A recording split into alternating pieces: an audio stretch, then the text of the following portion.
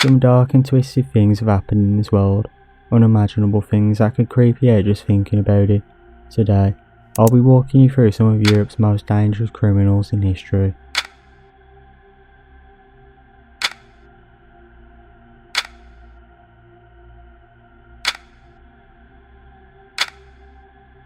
In the 16th century, a man that goes by the name of Christian Junipetanga, born in Germany, is known as a serial killer and a bandit. It was reported that over 13 years ago, from 1569 to 1581, this man would murder 964 people. Chrisman would pass away from a torture method called breaking on the wheel, which was a public execution method involving being plunged to death, which in his case would last for a total of 9 days.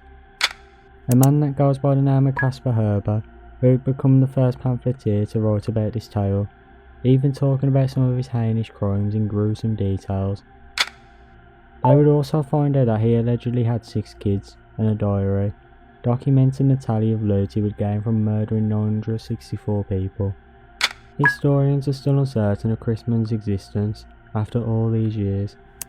Similar stories of other serial killing bandits would arise in the Holy Roman Empire during and after Chrisman's alleged life. Not a lot of information about this man exists online, leading me to the end of this story.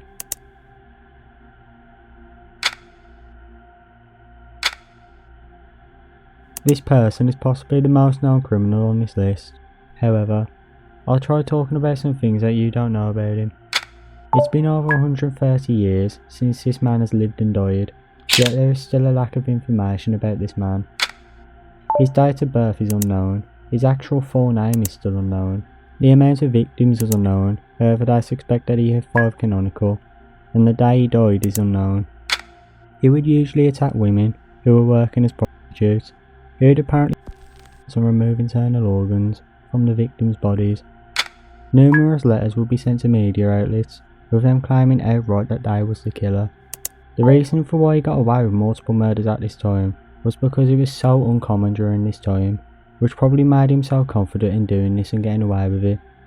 However, through recent DNA analysis, a prime suspect for being the killer is Aaron Kamiński, a Polish hairdresser who immigrated from Congress Poland to England sometime in the 1880s. However, it's still not 100% confirmed that he was the killer.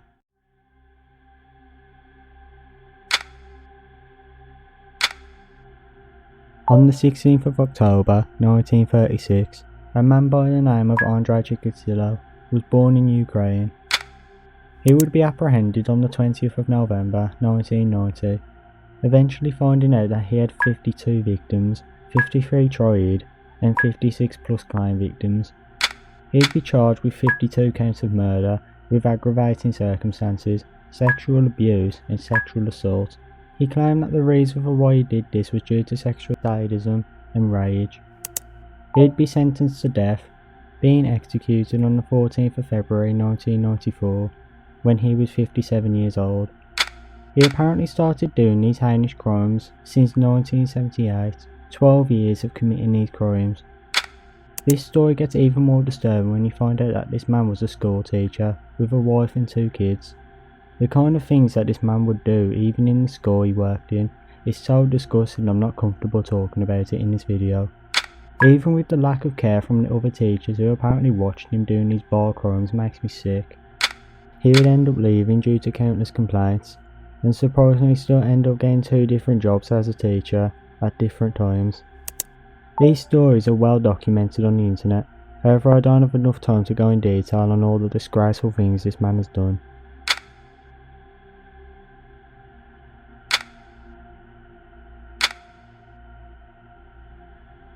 On June 5th, 1915, a man that goes by the name of Miroslav Filipovich would be born. He was a Croatian Franciscan friar, which is a group of related organisations in the Catholic Church, and he used to be a military chaplain.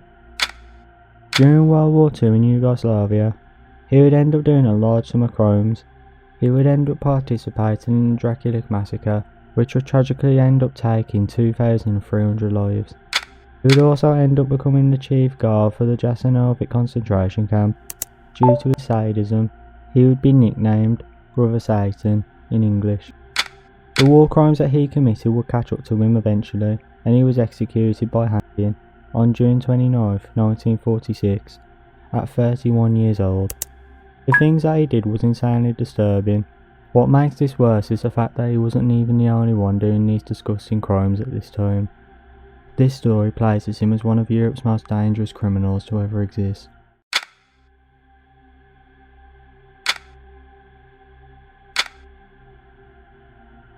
On the 26th of April 1962, a man that goes by the name of Matteo Messina Denaro was born.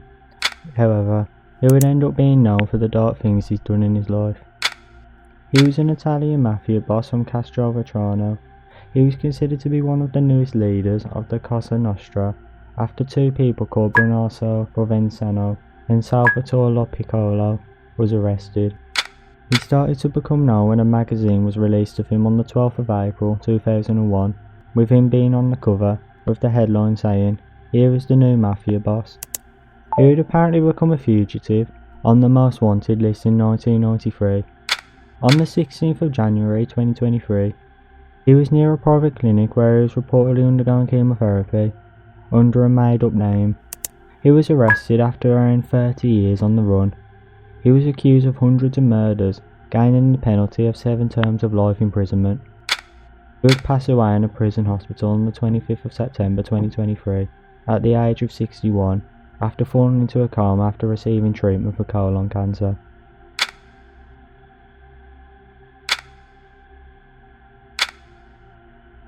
A man that goes by the name of Roger Girard was born in 1935. He worked as a foundryman and was told to help his mum with the hardest jobs at the farm. He had become overworked, leading him into a mental institution for a couple of months in 1959.